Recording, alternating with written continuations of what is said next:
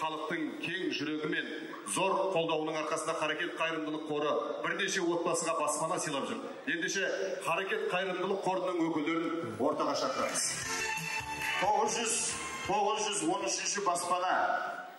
Құрметті ағайындар, Қожаниязовтар әулетіне тағы бір шаңырақ шаққатуымыз ағайын. Қожаниязовтар әулеті. Қайырлы қонақтарымызға Өзбек Харекет қайырымдылық қоры республикалық қор белгілі күні 5 жылдықта осы 913 баспананы Берік мырзаға тапсырып жатырмыз.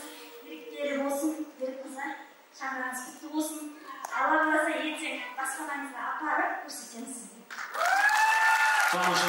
Құтты болсын, дұрыс сізге дұрыс. Қуаныш жалғаса берсін. Қандай керемет әдемі. Харекет қайырымдылық қорында бізде кішкентай ғана сыйлығымыз бар. Қабыл алыңыздар. Ағамда.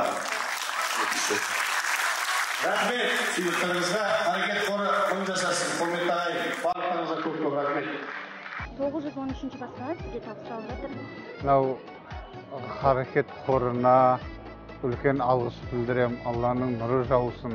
Осындай біздей жарымжан, мүмкіншілігі шектеулі жандарға көмек беріп жатқанына жалпы айтарым халқыма рахмет. Осы Харекет қорына рахмет. Гүлмира Мұханқызына, Харекет қорының басшысы. Осына Гүлжанат қарындасыма рахмет. Әйтеуір звондап, маған осындай мұң-мұқтажымызды тыңдап, тұрып жатқан жерімізді көріп, қал жағдайымызды түсініп, көптен көріп рахмет. Алланың нұры жаусын, бақытты болыңыздар. Осы халықтың да арқасы, халқыма рахмет. Ел тыныш жұрт аман болсын, бейбітшілік заман болсын деген тілегім бар.